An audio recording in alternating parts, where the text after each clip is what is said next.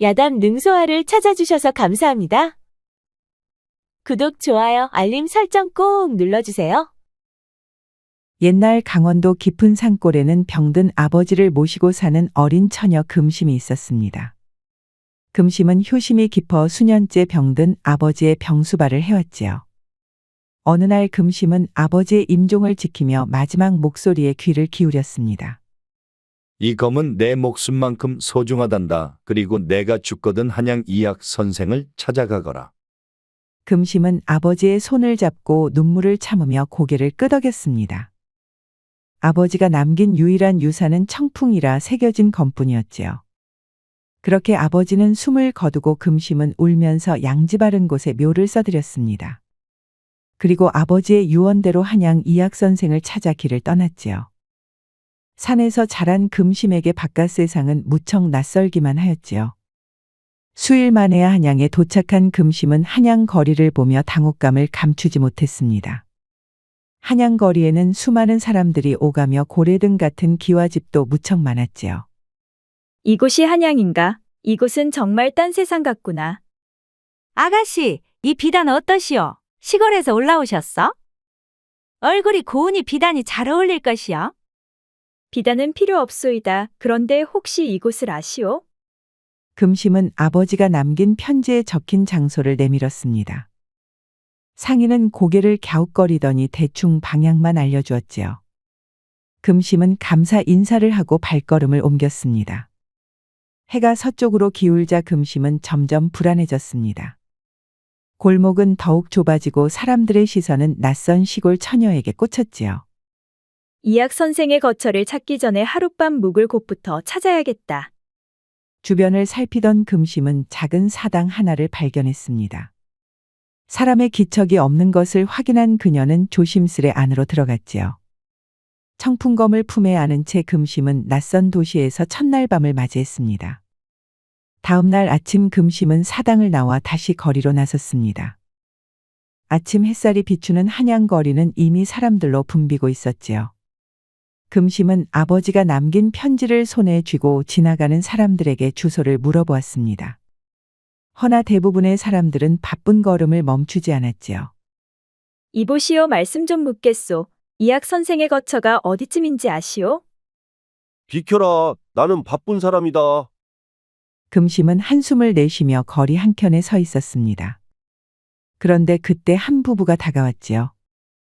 남자는 약삭 바른 인상에 민첩한 몸놀림을, 여자는 화려한 옷차림에 교활한 미소를 짓고 있었습니다. 아가씨, 길을 잃으셨소? 도움이 필요해 보이는구려. 이보시오, 어디서 오셨어? 이 한양 거리는 위험하니 우리가 도와주겠어? 감사합니다. 혹시 이 주소를 아시오? 금심이 편지를 내밀자 만복은 눈을 반짝이며 살펴보았습니다. 이곳이라면 내가 잘 알고 있어. 이곳에서 멀지 않으니 우리와 함께 가시지요. 먼 길 오셨으니 우리 집에 가서 먼저 요기부터 하고 가시는 게 어떻겠어? 금심은 친절한 배려에 감사한 마음으로 기꺼이 그들을 따라갔습니다. 그러자 사기꾼 부부는 금심을 어두컴컴한 골목 주막으로 안내했지요. 어두컴컴한 실내에 들어서자 금심은 뭔가 불안한 마음이 들기 시작했습니다. 차 배 고플 테니 먼저 요기부터 하시오. 우리가 대접하겠어? 고맙습니다만 저는 서둘러 이약 선생님을 찾아야 하오. 아, 그거야 걱정 마시오. 그런데 아가씨, 그 검은 보기 드문 물건이오. 만복은 청풍검을 보며 관심을 보였습니다. 자, 술도 한잔 하시오. 이 술은 한양에서 제일 좋은 술이오. 술을 마셔본 적 없는 금심은 술이 낯설어 일단 사양했습니다. 먼저 드시지요. 저는 배가 고파 밥부터 먹겠소. 금심이 술을 먹지 않자 사기꾼 부부의 표정이 굳어졌습니다. 그리고 금심이 밥을 다 먹자 그들은 금심을 안쪽 방으로 안내했지요. 이곳에서 잠시 쉬고 계시오. 우리는 이약 선생을 찾아보고 오겠소. 그럴 필요 없습니다. 내가 직접 찾아보겠소. 뭔가 꺼림직한 느낌을 받은 금심이 일어서려 하였습니다. 그러자 만복이 갑자기 그녀의 검을 뺏으려 잡아챘지요. 하지만 금심은 재빨리 검을 등 뒤로 빼돌려 만복을 피했습니다. 왜 그러시오? 그런데 그때 사기꾼 부인이 갑자기 소리쳤지요. 도둑이야? 이 계집이 우리 물건을 훔치려 하네? 분이의 고함 소리에 주막 사람들이 몰려들었습니다. 금심은 당황했지만 검을 놓지 않았지요. 포도청으로 가자. 이 도둑년은 혼 좀 나봐야 해. 갑작스런 분위기에 금심은 덜컥 겁이 났습니다. 좀 전까지 친절을 베풀던 사람들이 순식간에 돌변해 자신을 도둑으로 몰고 있었지요. 한양온 첫날부터 금심은 도무지 이런 상황이 이해가 되질 않았습니다. 결국 금심은 포졸들에게 두 손이 묶인 채 포도청 신문실로 끌려왔지요. 금심은 포박된 채로 중앙에 무릎이 꿇려 앉아 있었습니다. 사기꾼 만복과 분이는 그녀를 향해 손가락질하며 거짓 증언을 늘어놓고 있었지요. 이 계집이 우리 귀한 갑오를 훔치려 했소이다. 하도 불쌍해 밥도 주고 잠자리까지 주었는데 이런 배은망덕한 짓을 하다니. 그때 포도청 종사관 도혁이 신문실로 들어왔습니다. 그는 단정한 관복 차림에 예리한 눈빛을 지닌 젊은 양반이었지요. 어떻게 된 일인지 자세한 정황을 말해보시오. 저 계집이 불쌍해 저희 집에 묵게 해주었더니 한밤중에 우리 갑오를 훔치려 한 것이옵니다. 저자의 말은 거짓말이옵니다. 제가 한양에 온 것은 아버지의 지인을 찾기 위함이며 이들이 오히려 제 검을 빼앗으려 했소이다. 도혁은 수많은 범죄자를 신문해온 경험을 바탕으로 상황을 금세 파악하였습니다. 그리고 그는 갑자기 사기꾼 부부 중 한 명을 밖으로 내보내놓고 한 사람씩 신문을 시작하였지요. 그대들이 묵었다는 방은 어떤 모습이었어? 넓은 방에 비단 이불이 깔려 있었고 벽에는 산수화가 걸려 있었소이다. 이번에는 서방을 내보내고 부인을 불러 신문하였지요. 그대들이 묵었다는 방은 어떤 모습이었어? 작은 방이었고 비단 이불과 병풍이 있었어? 종사관 도혁의 입가에 미소가 번졌습니다. 그리고 그는 같은 방식으로 또 다른 질문을 던졌지요. 그대들이 산다는 집의 대문색은 무엇이요? 푸른색이옵니다. 붉은색이었소. 두 사람의 대답이 엇갈리고 일치하지 않았습니다. 그러자 종사관 도혁이 이번에는 금심에게 물어보았지요. 아가씨, 그대는 어떻게 기억하오? 저는 그들의 집에 간 적이 없사옵니다. 저는 단지 저자들의 안내를 받아 주막 안쪽 방으로 갔을 뿐이옵니다. 포도청 종사관 도혁은 사기꾼 부부에게 곤장 10대의 형벌을 내렸습니다. 그리고 금심에 묶인 손을 풀어주며 석방을 명했지요. 그리고 포도청 마당에 서서 그는 금심에게 마지막으로 조언을 해주었습니다. 어디에서 왔소? 강원도 태백산에서 왔습니다. 한양은 처음이요? 그렇습니다. 종사관 도혁은 순수하고 맑은 눈을 가진 금심을 보며 안타깝다는 생각이 들었습니다. 그리고 짧지만 그녀에게 연민도 느꼈지요. 때묻지 않은 데다 미모까지 뛰어나 잘만 꾸미면 양반집 교수는 저리 가라 할 정도였습니다. 그런 금심이 산에서 내려와 한양에서 적응한다는 것은 쉽지 않은 일이었지요. 이곳 한양에서는 사람을 쉽게 믿으면 안 돼요. 한양이라는 곳이 절대 만만한 곳이 아니니 항상 조심하시구려. 감사합니다. 그런데 어찌 제 결백을 그리 쉽게 알아보셨나이까? 거짓은 눈에 나타나는 법이요. 그런데 그대의 눈빛은 맑기가 산속 개울물 같았소. 금심은 고개를 숙여 감사의 뜻을 표하고 포도청을 나섰지요. 도혁은 떠나가는 그녀의 뒷모습을 한참 동안이나 바라보았습니다. 포도청에서 나온 금심은 이학 선생님의 집을 다시 찾아다녔지요. 그러다 허기가 저 시장 노점에서 떡을 사려던 참이었습니다. 그런데 떡을 받아든 순간 익숙한 목소리가 들려왔지요. 아니 이년은 포도청에서 풀려난 계집이 아니냐? 그 말에 금심은 또 무척 당혹스러웠습니다. 사기꾼 부부가 시장 사람들 사이에서 그녀를 노려보고 있었지요. 너 때문에 우리가 얼마나 망신을 당했는지 알기나 하느냐? 그대들이 거짓말한 것이지 내가 무슨 잘못을 했다는 말이오? 사기꾼 만복이 금심에게 바짝 다가와 귓속에 대고 위협적으로 말했습니다. 그 검을 내놓으면 살려주마. 그렇지 않으면 내 목숨이 위험할 것이다. 아니 어찌 남이 것을 내놓으라 하는 것이요. 금심이 단호하게 나오자 사기꾼 만복이 흥분했습니다.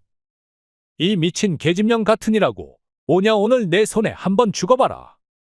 만복이 금심의 팔을 거칠게 잡으려 덤볐습니다. 그러자 금심은 놀라 옆으로 살짝 피했지요. 그런데 그 바람에 만복이 넘어지면서 상인의 과일 바구니를 치고 말았지요.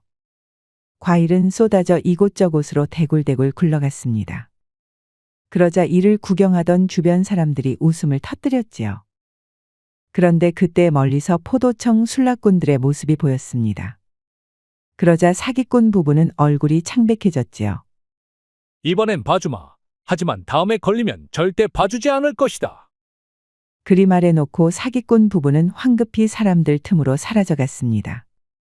금심은 깊은 숨을 내쉬며 청풍검을 꼭 쥐었지요. 그녀는 한양이라는 곳이 너무 낯설고 사람 살 곳이 못 된다는 생각이 들었습니다.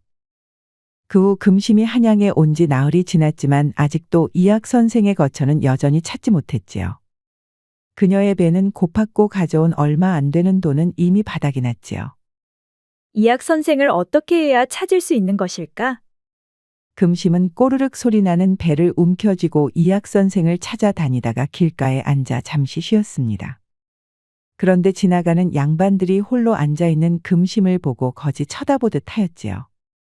산속에서는 홀로 자유롭게 돌아다녔지만 이곳은 여인 혼자 거리에 앉아있는 것조차 이상한 일이었습니다. 아가씨, 어디서 오셨소? 혹시 일자리를 찾고 계시오? 금심 앞에 화려한 옷차림의 중년 여인이 다가왔습니다. 우아한 옷차림과 날카로운 눈매는 범상치 않은 인물임을 보여주었지요. 일자리라니 무슨 일을 말씀하시는 것이오? 내 이름은 월하라 하오. 근처 매화로의 주인이죠. 아가씨같이 고운 얼굴과 맑은 눈동자라면 우리 기생집에서 일해보지 않겠소? 금심은 기생이란 말에 얼굴이 붉어지며 고개를 숙였습니다. 산골에서 자란 그녀에게 기생은 들어본 적은 있지만 낯선 세계였지요. 감사하나 그런 일은 할 수 없소. 나는 한양에 다른 목적이 있어 왔소이다. 목적이 무엇이든 먹고는 살아야 하지 않겠소? 매화로에서는 식사와 잠자리를 제공하고 글과 예술도 배울 수 있소. 그리고 무엇보다 지체 높으신 분들과도 연을 맺을 수가 있소. 월화의 마지막 말에 금심의 귀가 솔깃해졌습니다. 지체 높으신 양반들을 만나다 보면 이학 선생도 찾을 수 있을 것만 같았지요. 하지만 그래도 금심은 술접대하는 일이라는 게 영 내키지가 않았습니다. 제안은 고맙지만 난 할 수가 없소. 그 말에 매화로 주인 월화는 아쉽다는 표정을 지었습니다. 그럼 언제라도 마음이 바뀌면 나를 찾아오시오. 그런데 월화가 떠나고 얼마 후 술에 취한 양반 무리가 금심을 발견하고 다가왔지요. 거적대기를 입었으나 그 속은 진주와 같구나. 이리 와 우리 함께 술이나 한잔 하자꾸나. 사양하겠소. 그냥 지나가시오. 취한 양반이 금심의 팔을 잡아 끌려 하자 그녀는 놀라 뒤로 물러섰지요. 아니 이런 천하고 무례한 년이 내가 감히 양반을 거부하는 것이냐? 금심은 아버지에게 배운 대로 몸을 살짝 틀어 양반의 소나귀에서 빠져나왔습니다. 그 바람에 양반은 균형을 잃고 엉덩방아를 찧었지요. 그러자 주변 사람들이 웃음을 참지 못했습니다. 이 천한 계집 내년을 포도청에 고발하겠다. 금심은 황급히 그 자리를 피해 어두운 골목으로 들어갔습니다. 그녀는 한양에서 여인으로 홀로 살아간다는 것이 얼마나 힘들고 어려울지 실감했지요. 금심은 월화의 제안을 생각하며 어두운 골목을 걸었습니다. 매화로에 들어가면 적어도 굶주림과 추위는 면할 수 있을 터였지요. 그리고 이학 선생도 찾을 수 있을지 몰랐습니다. 그렇게 금심은 이 생각 저 생각하면서 정처 없이 어두운 골목길을 걸어갔지요. 그리고 마땅한 담장 처마 밑에 앉아 등을 기대었습니다. 그리고 밤이 깊어지자 꼬르륵 소리 나는 배를 움켜쥐고 금심은 벽에 기댄 채 잠이 들었지요. 그렇게 얼마나 잠들었을까 갑자기 칼부림 소리에 잠에서 깨 눈을 떴습니다. 아니 그런데 검은 옷을 입은 자객들 여럿이 한 남자를 에워싸고 있었지요. 아니 저분은 포도청 종사관? 금심은 깜짝 놀라 눈을 비벼보았습니다. 그리고 방금 한 남자가 칼을 맞고 쓰러졌는데 자세히 보니 그 사람은 자신을 석방해준 종사관 도역이었지요. 그는 이미 어깨에 깊은 상처를 입고 있었고 자객 셋이 그를 마무리하려 칼을 들었습니다. 빨리 끝내거라. 이 판대감께서 기다리신다. 그녀는 더 이상 망설일 시간이 없었지요. 멈추시오. 그녀는 청풍검을 빼어들고 순식간에 자객들 사이로 파고들었습니다. 그리고 포도청 종사관 도역을 보호했지요. 아니 이거 계집년 아니야? 내년이 죽고 싶은 명을 재촉하는 것이냐? 자객 중 하나가 검을 높이 들고 금심을 내리쳤습니다. 그러자 금심은 자객의 검을 가볍게 피하고 자객의 손등을 청풍검 끝으로 살짝 그었지요. 다음에 또 덤비면 그땐 내 놈의 팔목이 잘릴 것이다. 자객들은 금심의 놀라운 실력에 깜짝 놀라고 말았습니다. 자객들은 모두 무술대회에서 우승한 경력이 있는 최고의 무사들이었지요. 그런데 그런 고수의 손등에 가볍게 상처를 내는 것이 보통이 아니라고 생각했습니다. 아니 이런 계집년이. 두 번째 자객이 금심에게 검을 휘둘렀습니다. 그러자 이번에도 금심은 가볍게 피하면서 자객 발등을 검으로 그었지요. 다음에는 내 놈의 발목이 잘릴 것이다. 그러자 이번에는 자객들 중 대장으로 보이는 자가 검을 빼어들고 무척 빠른 속도로 금심에게 달려들었습니다.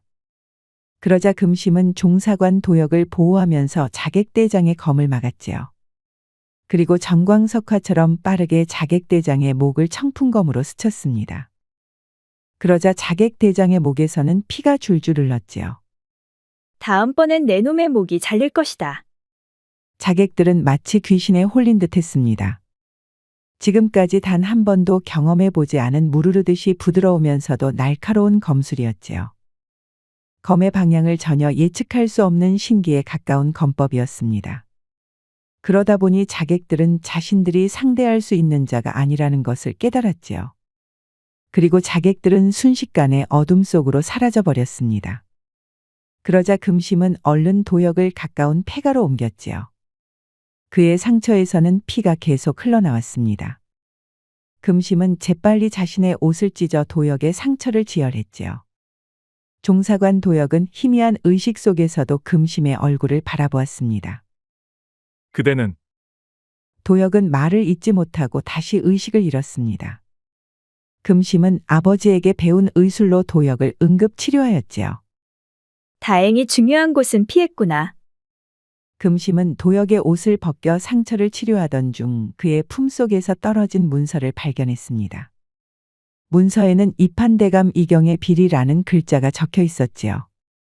응급조치를 마친 금심은 도역의 이마에 손을 얹었습니다. 그런데 열이 오르고 있었지요.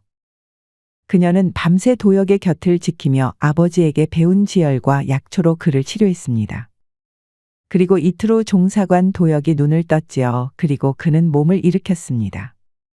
움직이지 마시오. 아직은 조심해야 하오. 도역은 금심을 바라보았습니다. 그녀는 포도청에서 만났던 그 처녀였지요. 그녀는 약초를 빻고 있었는데 그녀의 얼굴은 무척 지친 기색이 역력해 보였습니다. 그대는 포도청에 끌려왔던 그 여인이 아니요? 이틀 전 종사관께서 자객들에게 습격당하는 것을 보고 도와드렸소이다. 다행히 중요한 곳은 다치지 않으셨으나 피를 많이 흘리셨지요. 도역은 천천히 기억을 더듬었습니다.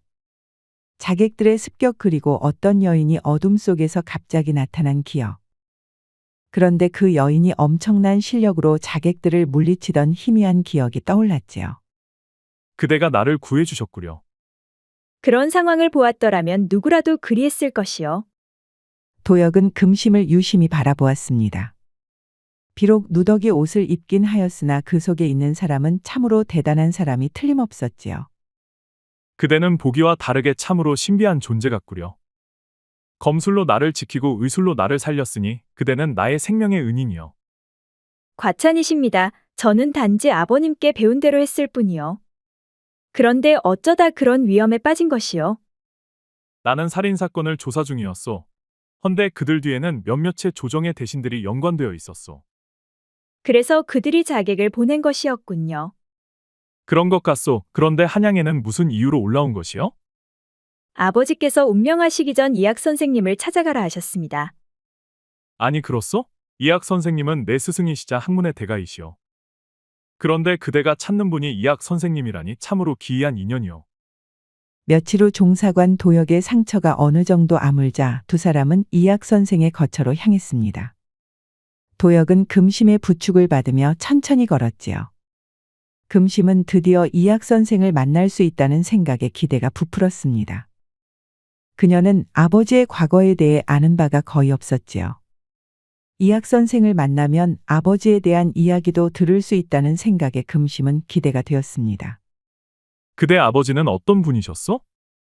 깊은 산 중에서 저를 키우시며 무예와 글을 가르쳐 주셨지요. 하지만 과거에 대해서는 말씀하지 않으셨습니다. 두 사람은 대화를 나누며 걷다 보니 어느새 이학 선생의 집에 도착했습니다. 이학 선생의 거처는 소박한 기와집이었지요. 책과 서화가 가득한 방에서 백발의 노학자가 두 사람을 맞이했습니다. 도역이 아니냐? 오래간만이구나. 그런데 그 상처는 어찌 된 일이냐? 스승님, 이 판대감의 자객들에게 습격을 받았사옵니다. 이 처자가 아니었다면 저는 이미 저승길에 올랐을 것이옵니다. 노학자 이학은 금심을 유심히 바라보았습니다. 그리고 금세 놀라운 눈빛으로 금심을 보며 말했지요. 내가 강철의 딸이로구나. 눈빛이 꼭 아버지를 닮았어. 그 말에 금심은 놀라움에 입을 다물지 못했습니다. 선생님께서 저희 아버지를 아시나이까? 세 사람은 차를 마시며 이야기를 나누었습니다. 이학은 금심의 아버지에 관한 옛 이야기를 들려주었지요. 내 아버지는 젊은 시절 무예 대회에서 우승한 적이 있었다. 그런데 결승전에서 바지가 찢어져 황당한 상황이 벌어졌지. 그래도 당황하지 않고 상대를 이겼으니 그 웃음소리가 지금도 귓가에 들리는 듯하구나. 금심은 놀랍기도 하고 웃음도 나왔습니다. 아버지의 또 다른 모습을 알게 되었지요. 항상 엄격하고 진지하기만 했던 아버지께 그런 웃긴 상황도 있었다니 새로운 느낌이 들었습니다. 저의 아버님께 그런 일도 있으셨군요. 네 아버지는 뛰어난 무사였단다. 이제 시간도 많으니 차차 말해주마. 내 얼굴이 무척 피로해 보이는구나. 우선 좀 쉬는 게 좋겠다. 그 말에 종사관 도역이 말했습니다. 괜찮다면 내 집에서 머물면 좋겠소. 그곳은 내가 아무도 모르게 준비해둔 거처요. 그리하면 종사관께서 불편하실 것이요. 아니요, 그곳은 비어있으니 맘 편히 쓰시면 됩니다. 그리고 그대는 나의 생명의 은인이요. 그대가 한양에 있는 한 내가 그대를 위해 할 수 있는 일을 할 수 있도록 허락해 주시오. 노학자 이학은 흐뭇한 표정으로 두 사람을 바라보았습니다. 그는 금심의 어깨를 토닥이며 말했지요. 그리하거라. 한양에 있으려면 안전한 거처가 필요하니 네 아버지도 그것을 바랐을 것이다. 이학 선생의 말에 금심은 고개 숙여 감사의 뜻을 표했습니다. 그녀는 아버지에 대한 그리움과 새로 맺어진 인연에 대해 감사했지요. 그날 밤 도역과 금심은 한양 외곽의 아담한 기와집으로 이동했습니다. 한양 외곽의 아담한 기와집은 금심에게 안전한 거처가 되었지요. 이곳이요, 이곳에서 머물면 돼요. 고맙습니다. 종사관 도역은 금심을 방으로 안내해 주었습니다. 사람이 살고 있지는 않았어도 깨끗하게 관리가 잘 되어 있었지요. 방에 들어선 금심은 도역의 상처를 살피고 다시 약을 바르고 천도 갈아주었습니다. 상처가 잘 아물고 있으니 며칠만 지나면 괜찮을 것입니다. 고맙소. 덕분에 목숨도 건지고 상처도 치료할 수 있었소. 그런데 조사하는 대상은 어찌하여 살수들까지 보내 종사관의 수사를 막으려 하는 것이요? 이 판대감은 고위층을 상대로 뇌물을 받고 관직을 매매한 정황이 있어. 헌데 살수들까지 동원해 나를 제거하려는 것을 보면 더 큰 뭔가가 또 있지 않나 싶소. 하여 상처가 모두 아물면 다시 한 번 더 이 판대감의 집을 들어가 볼 생각이요. 그것은 너무 위험하지 않겠소? 경비가 더욱 강화되었지만 그래도 허점은 있을 것이요. 그렇다면 나도 함께 가겠소. 자객들의 실력이 보통이 아닌 것을 보면 자칫하면 위험에 빠질 수도 있소. 그 말에 도역은 뛰어난 무공을 가진 금심이 함께하면 한편으론 든든하였지만 또 한편으론 걱정이 되었습니다. 행여 그녀가 다칠 수도 있기에 염려도 되었지요. 아니요, 괜히 나 때문에 그대까지 위험에 빠지게 할 수는 없소. 그렇다고 종사관께서 위험에 빠지는 것을 두고 볼 수는 없지요. 어느새 두 사람은 서로가 서로를 먼저 걱정하고 있었습니다. 그리고 그날 밤은 한 집에서 두 사람이 잠들게 되었지요. 서로 각기 다른 방을 쓰긴 하였지만 도혁은 금심을, 금심은 도혁을 생각하고 있었습니다. 비록 신분의 차이는 있었지만 신비스런 금심에게 도혁은 마음을 빼앗기고 말았지요. 맑고 깨끗한 눈동자에 착한 심성까지. 그리고 신기에 가까운 무공을 가진 그녀는 그 어느 양반댁 교수라도 그러한 매력은 없었습니다. 금심을 생각하는 도혁의 가슴은 설레임으로 가득 차 있었지요. 한편 금심도 도혁에게 특별한 감정을 느끼고 있었습니다. 산에서 살 때는 총각을 만나본 적도 없었지요. 그런데 처음 만나 인연이 된 도혁은 멋지고 마음도 통했습니다. 그러다 보니 금심도 도혁을 볼 때면 가슴이 설레었지요. 그렇게 그날 밤 두 사람은 서로를 생각하며 잠이 들었습니다. 그리고 다음 날 아침 일찍 금심은 외출 준비를 하고 도혁에게 말했습니다. 이판대감의 집에 침투를 위해서는 좀 더 많은 정보가 필요할 것 같습니다. 하여 정보 파악을 위해 다녀오겠습니다. 아니 혼자서 어떻게 정보를 파악한단 말이요? 너무 위험하지 않겠소? 며칠 동안 한양에서 겪고 배운 것들도 있으니 너무 걱정하지 마시지요. 금심이 나가고 종사관 도혁은 걱정이 되었습니다. 행여나 금심에게 무슨 일이 생길까 노심초사하였지요. 종사관 도혁은 포도청으로 향했습니다. 며칠간 있었던 일을 상부에 보고도 해야 했지요. 한편 몸을 숨기고 이판대감의 집을 살피던 금심은 어느 선비의 뒤를 밟았습니다. 그자는 유독 주변을 두리번거리며 살피고 뭔가를 숨기는 듯한 눈빛이었지요. 저자는 뭔가를 숨기고 있는 게 분명해. 저자를 따라가 보면 뭔가 나올 수 있을 것 같아. 금심은 이판대감 집에서 나온 선비의 뒤를 따라갔습니다. 그러자 그자는 한참을 걸어 어느 주막으로 들어갔지요. 그리고 또 다른 선비를 만났습니다. 그러자 금심은 얼른 주막으로 들어가 일꾼처럼 행동했지요. 바닥도 닦고 그릇도 날랐습니다. 내일 밤 대감께서는 중요한 손님을 만나 중대한 결정을 내리실 모양이야. 그렇군. 드디어 장고 끝에 결심이 서신 모양이군. 금심은 바닥을 닦는 척하면서 귀를 쫑긋 세우고 그들의 대화를 엿들었습니다. 내일 밤 중요한 손님을 만나 뭔가를 한다는 것은 상당히 중요한 정보였지요. 그런데 그때 한 선비가 그녀를 유심히 바라보았습니다. 이봐, 너 새로 왔느냐? 너는 본 적이 없는데. 네, 오늘부터 새로 일하게 되었사옵니다. 금심은 고개를 숙이고 공손히 대답했습니다. 다행히 선비는 더 의심하지 않고 다시 술잔을 들었지요. 선비들이 술자리를 마치자 금심은 자연스럽게 주점을 빠져나와 집으로 향했습니다. 그리고 그날 저녁 종사관 도혁도 금심이 있는 집으로 돌아왔지요. 어서 오시오, 종사관. 그래 별일 없이 무탈하게 잘 다녀온 것이요? 그렇습니다. 내일 밤 이판대감이 중요한 손님을 만난다고 합니다. 그리고 그 자리에서 무슨 비밀 장부도 준비한다 하였습니다. 아 그렇소. 어떻게 그런 정보를 얻었소? 그대의 기지가 참으로 놀랍구려. 그 집에서 나온 선비의 뒤를 따라가 확인했습니다. 도혁은 놀라운 표정으로 그녀를 바라보았습니다. 그녀는 알면 알수록 신비하고 대단한 처녀였지요. 그렇다면 내일 밤이 기회 같구려. 하지만 너무 위험할 수 있으니 나 혼자 가는 것이 좋겠소. 아니요, 나도 함께 가겠습니다. 제가 그들의 시선을 끄는 사이 종사관께서 중요한 증거를 찾으시면 될 것입니다.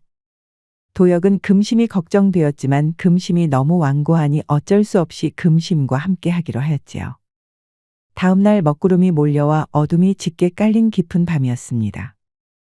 검은 복장의 금심과 검은 복장의 도혁은 이판대감 이경의 기와집 담장 밖에 몸을 숨기고 있었지요.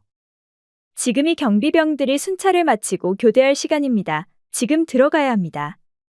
알겠소. 조심하시오. 검은 복장의 금심은 조심스럽게 담장을 넘었습니다. 검은 복장의 도혁도 그녀의 뒤를 따랐지요.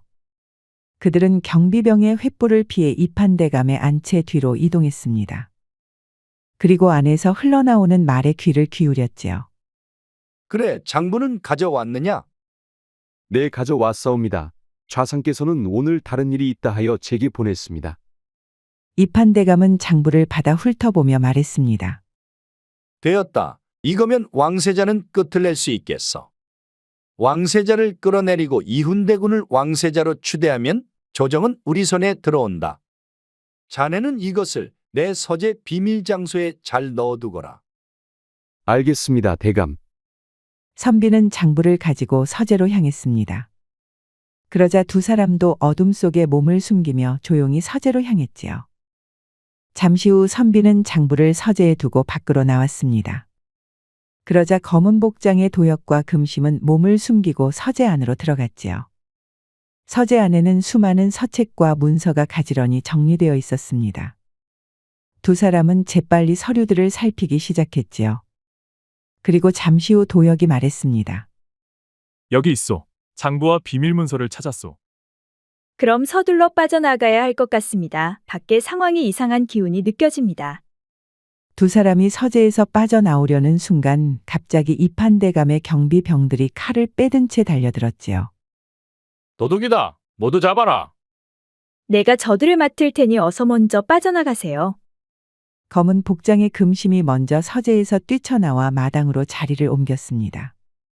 그러자 경비병들이 금심에게 우르르 달려들었지요. 여봐라. 둘로 나누어 둘 다 잡아라. 그러자 경비병들이 둘로 나뉘었습니다. 그러자 도역이 걱정된 검은 복장의 금심은 청풍검을 꺼내 순식간에 자신을 둘러싼 경비병들을 처리하였습니다. 그녀의 몸은 바람처럼 움직였고 청풍검은 달빛을 받아 푸른빛을 발산하였지요.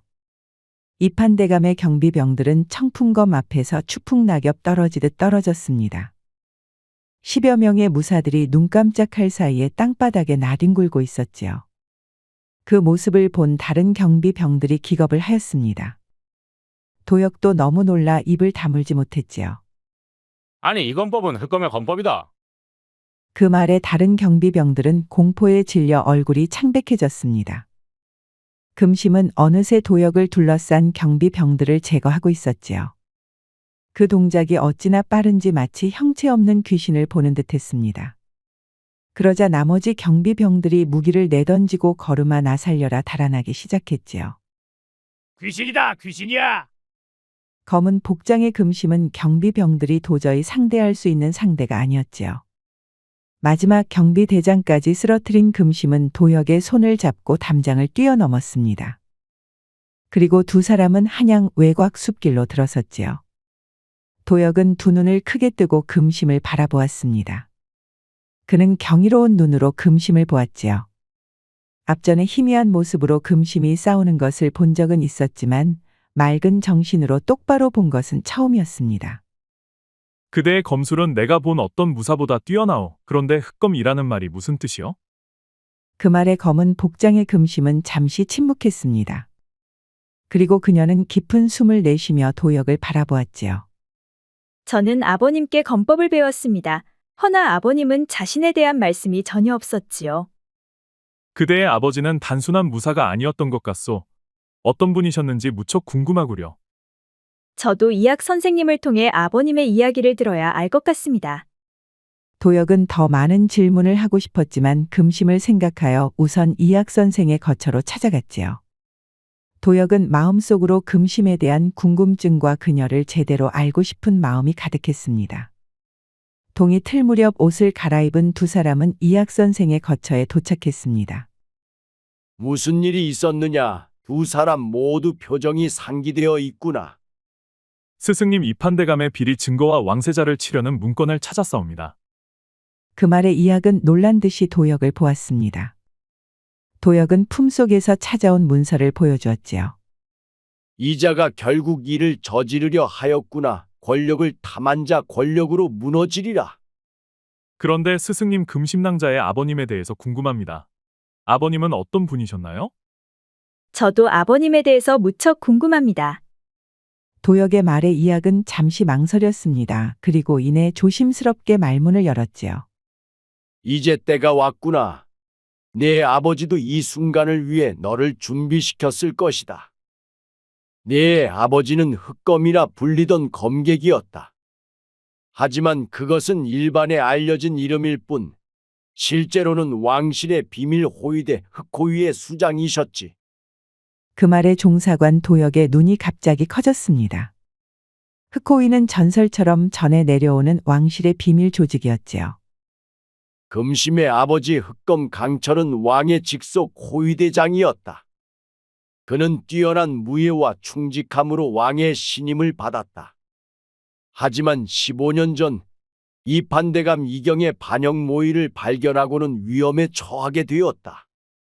노학자 이학은 서재에서 낡은 문서 하나를 꺼냈습니다. 그 안에는 이판대감이 강철을 모함에 쫓아낸 후 은밀히 암살을 시도했다는 내용이었지요. 아버지에 대해서 이제서야 알게 된 금심은 놀라움을 감출 수가 없었습니다. 그리고 아버지를 모함에 쫓아내고 암살하려 한 이판대감에 대한 증오심이 불타올랐지요. 그것은 도역도 마찬가지였습니다. 이제서야 금심이 왜 이렇게 무공이 뛰어난지 알 것 같았지요. 금심에 대한 수수께끼가 풀리는 순간이었습니다. 금심이 들고 있는 청풍검은 선왕께서 아버지에게 하사한 것이다. 그것은 충성의 증표이자 왕실 비밀 호위대의 상징이었지. 자세히 보니 검 손잡이에는 왕실의 문장이 정교하게 새겨져 있었지요. 이런 검은 왕께서 보통 사람에게는 하사하지 않소. 그대 아버지는 정말 특별한 분이셨군요. 자, 이제 비밀 문서가 없어진 것을 알게 된 이판대감은 본격적으로 움직일 것이다.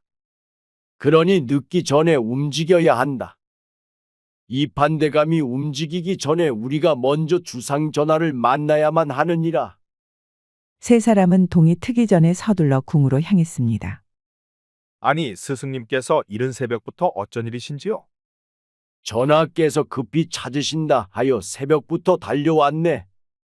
그렇습니까? 전달받은 것은 없으나 스승님이라면 믿을 수가 있지요. 어서 들어가시지요. 국문을 지키는 금군대장도 이학 선생의 제자였습니다. 그러다 보니 믿고 문을 열어줬지요. 이학 선생이 찾아왔다는 말에 임금도 서둘러 준비를 하고 이학 선생을 맞이했습니다. 지금의 임금도 이학 선생은 스승이었었지요. 오래간만이요, 이학 선생. 이른 아침부터 무슨 일이 있는 것이요? 전하, 한시가 급하여 급히 찾았나이다. 이학 선생은 품속에서 이판대감의 비밀 문서를 꺼내 임금에게 주었습니다.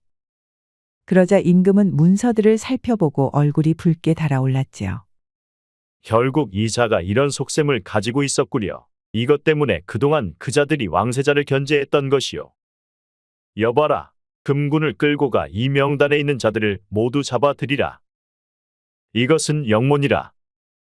왕명을 받은 내금이 대장은 금군을 앞세워 역모를 계획한 조정의 무리를 일망타진하였습니다. 그런데 같이 온 처자는 누구인고? 이 처자는 왕실의 비밀 호위대 흑호위의 대장 강철의 딸이옵니다. 이학 선생의 말에 임금은 놀란 눈으로 금심을 바라보았습니다. 아니, 그렇단 말이요. 강철이 그동안 살아있었소. 강철은 며칠 전 병이 깊어 세상을 떠났습니다. 그는 여식에게 모든 것을 전수하여 뒤에서 왕실을 지켰나이다. 이번에 역모를 밝히는 문건을 확보할 수 있었던 것도 강철의 여식에 없었다면 힘들어 싸웁니다. 오, 그랬단 말이요. 강철은 죽어서도 왕실을 지켜냈구려. 이 청풍검은 선왕께서 강철에게 내리신 보검이옵니다. 이학 선생은 금심에게서 청풍검을 받아 임금에게 보였습니다. 그러자 청풍검을 살펴본 임금이 말했지요. 나도 선왕께 들은 바가 있어. 이 검이 바로 그 검이었구려. 이판대감 때문에 왕실 호위대 흑호위가 해체되었다 들었소. 그 자는 결국 왕실의 권력까지 손아귀에 넣기 위해 흑호위까지 해체에 이르게 하였던 것이구려. 임금은 금심의 손을 잡고 노고를 치하하였습니다. 그래, 내가 왕실을 살렸노라. 원하는 것이 있으면 말해보라. 전하, 제가 원하는 것은 없사옵니다. 단지 아버님의 명예가 회복되기를 바랄 뿐이옵니다. 그래, 알았다. 내 반드시 너의 아비의 명예를 회복시켜 줄 것이다. 임금은 금심에게 대궐 같은 집을 하사하였습니다. 그리고 신분도 양반으로 올려주고 많은 재물을 주어 평생 부족함 없이 살 수 있게 해주었지요. 그리고 도역에게는 공로를 인정하여 포도대장에 자리를 주었습니다. 도역은 최연소 포도대장이 되었지요. 그렇게 영모 사건을 해결하고 얼떨결에 아버님의 복수까지 하게 된 금심은 임금이 하사한 집에서 새로운 삶에 적응하고 있었습니다. 임금의 명으로 집안에는 하인들도 여럿 있었지요. 모든 것이 낯설었지만 시간이 지나면서 점차 적응이 되어가고 있었습니다. 그러던 어느 날 도역이 찾아와 두 사람은 벚꽃이 만발한 연못가를 걸었습니다. 봄바람에 벚꽃 잎이 두 사람 주위를 맴돌았지요. 도역은 더 이상 금심에 대한 마음을 숨길 수가 없었습니다. 그는 가던 발걸음을 멈추고 금심을 마주하였지요. 낭자, 내 그대에게 드릴 말씀이 있어. 무슨 말씀이신지요? 처음 만났을 때부터 그대의 맑은 눈빛에 내 마음을 빼앗겼소. 짧은 시간이었지만 그대와 함께하며 나의 마음은 더욱 확고해졌소. 나의 아내가 되어주시겠소? 도역의 말에 금심의 두 눈에 눈물이 고였습니다. 그녀가 기다리고 기다리던 말이었지요. 그녀는 기쁨에 떨리는 목소리로 대답했습니다. 저 역시 도영님을 사모했습니다. 기꺼이 도영님의 아내가 되겠습니다. 미래를 약속한 두 사람은 너무 기뻤습니다.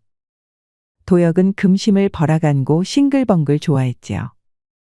서로 사랑하는 사람끼리 함께할 날을 생각하니 너무너무 기뻤습니다.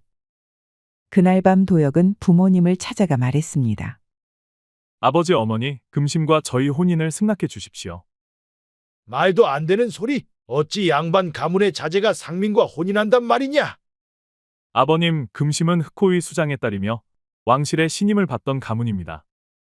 그리고 이제 신분도 양반이지요. 흑호의 수장이면 어떻단 말이냐? 결국 무사 출신이 아니냐? 제 아무리 검술이 뛰어나도 상민은 상민이다. 그깟 임금이 하사한 신분이라 하여 그 피가 바뀌는 것이 아니니라. 기쁨도 잠시 도역의 부모님은 아들의 혼인을 크게 반대했습니다. 그 후로도 도역은 매일같이 아버지를 찾아가 설득을 하였습니다. 허나 아버지는 꿈쩍도 하지 않았지요. 도역은 좌절과 절망감에 빠졌습니다. 금심에게 청혼해 놓고 부모님의 승낙을 받지 못하고 있었지요. 그렇게 시간은 흘러 한 해 두 해가 흐르고 있었습니다. 그래도 도역의 부모님은 금심과의 혼인을 거부하였지요. 그렇게 부모님과 도역의 갈등은 어느새 10년을 넘기고 있었습니다. 양반 금심은 그런 도역을 보면서 가슴이 너무 아팠습니다. 신분도 신분이지만 피가 다른 이유로 도역의 부모님은 허락할 기미가 보이질 않았지요. 그런데 양반이 된 금심이 걱정하는 것은 따로 있었습니다. 자신 때문에 촉망받고 있는 도역이 혼인도 하지 못한 채 가문의 대를 잇지 못할까 그것이 두려웠지요. 그렇게 수년을 고심해온 양반 금심은 어느 날 갑자기 편지 한 장만 남긴 채 홀연히 사라졌습니다. 그리고 그녀는 아버지와 살았던 강원도 태백산 깊은 산골 오두막집으로 향했지요. 산골로 다시 돌아온 금심은 오두막을 청소하고 다시 산생활을 시작하였습니다. 그리고 그녀는 밤마다 눈물을 흘렸습니다. 도역에 대한 그리움과 그에 대한 걱정은 그녀의 가슴을 너무도 아프게 하였지요. 그녀의 베개는 항상 축축하게 젖어 있었습니다. 그렇게 세월을 흘러갔습니다. 그리고 어느덧 한양을 떠나온 지 10년이 다 되는 어느 날이었지요. 아내 누구 계시오? 금심은 익숙한 목소리에 가슴이 떨렸습니다. 그녀는 얼른 밖으로 나와 보았지요. 그러자 그곳에는 거짓골에 도역이 서 있었습니다. 서로는 서로를 알아보고 눈물을 쏟았지요. 도역은 땅바닥에 주저앉아 하염없이 울었습니다. 그런 도역을 금심은 꼭 안았지요. 어찌 이곳까지 찾아온 것이요? 그대가 말없이 떠나고 나는 곧바로 그대를 찾아 나섰소. 올해가 그대를 찾아 나선 지 딱 10년이 되는 해요. 금심은 그 말에 가슴이 찢어질 듯 너무 아팠습니다. 도역을 위해 떠났건만 오히려 자신이 도역을 더 힘들게 한 꼴이었지요. 금심은 도역을 끌어안고 하염없이 울었습니다. 자신을 향한 도역의 사랑이 얼마나 깊은지 제대로 알게 되었지요. 두 사람은 밤새도록 서로를 끌어안고 놓지를 않았습니다. 잠들면 또 떨어질까봐 잠도 들지 않고 잡은 손도 놓지를 않았지요. 그리고 두 사람은 서로를 사랑한 나머지 그날 밤 첫사랑도 나누었습니다. 서로 사랑했지만 현실의 벽에 부딪혀 만난 지 20년 만에야 첫사랑을 나누었지요. 그렇게 아름다운 밤을 보낸 도혁은 금심의 오두막에 머물렀습니다. 그리고 며칠이 되었지요. 부모님께서 걱정하시옵니다. 이제 그만 한양으로 올라가시지요. 도혁이 걱정된 금심이 말했습니다. 부모님과 나는 부자의 연을 끊었소. 그러니 이제 나는 한양에 가도 갈 곳이 없소. 이곳에서 그대와 함께 평생 살고 싶소. 금심은 그런 도혁을 가슴으로 안아주었습니다. 모든 것을 버리고 자신을 찾아온 도혁을 금심은 사랑하지 않을 수가 없었습니다. 그리고 사랑이 이리도 가슴 아프고 애절한 줄 금심은 미처 몰랐었지요. 그날 밤 두 사람은 둥근 달이 뜬 장독에 정한수 한 그릇을 떠놓고 둘만의 혼례를 올렸습니다. 비로소 부부가 되었지요. 그렇게 부부가 된 두 사람은 서로를 사랑하며 행복하게 살았습니다. 도혁은 금심을 따라 사냥도 배우고 산생활에 적응해 나갔지요. 그리고 어느덧 두 사람 사이에서는 여자아이가 태어났습니다. 금심은 어려서부터 아이에게 무공을 가르쳤지요. 아버지가 자신에게 가르쳤듯이 금심도 아이에게 무공을 가르쳤습니다. 그렇게 강원도 태백산 깊은 산골에서는 행복한 한 가족이 살고 있었지요. 아니 얘 흑산아, 내가 아직 어린데 벌써 늑대를 잡아오다니. 이건 너무 위험하지 않느냐? 아버지 너무 걱정 마셔요. 다음에는 호랑이를 잡아올 테니. 도혁은 딸이 너무 걱정되었습니다. 아직도 한참 어린 나이에 맹수를 사냥한다는 것이 너무너무 걱정되었지요. 서방님 걱정하지 않으셔도 돼요. 나도 저 나이에 늑대도 잡고 호랑이도 잡았어요. 도혁은 또 한 번 크게 놀랐습니다. 도혁은 금심을 처음 만났을 때부터 놀랐는데 아직도 계속 놀라고 있었지요. 아니 나는 언제까지 놀라야 하는 것이요? 그대는 참으로 신비로운 부인이요. 아버지, 오늘은 호랑이 한 마리 잡아오겠습니다. 그 말에 도혁은 그 자리에서 기절하고 말았습니다. 옛말에 죄짓고는 못 산다는 말이 있습니다. 죄를 지으면 불안과 가책으로 고통받는다는 말로 죄를 짓지 말아야 하며 이미 지은 죄는 뉘우치고 용서를 받아야 한다는 의미를 가지고 있습니다. 헌데 죄를 짓고 뉘우치기는커녕 앞서 지은 죄를 덮기 위해 더 큰 죄를 저지르는 경우가 있지요. 이는 더 큰 수렁으로 빠져들어가는 것이며 영원히 돌이킬 수 없는 상태를 만들고 만답니다. 위 이야기 속 말로가 좋지 않은 이판대감처럼 말이지요. 우리 이야기가 재미있으셨나요? 구독과 좋아요, 알림 설정 꼭 부탁드립니다. 다음 이야기도 재미있는 이야기가 많으니 다른 영상도 재미있게 봐주세요. 그럼 여러분 모두 오늘도 행복하고 즐거운 시간 되세요.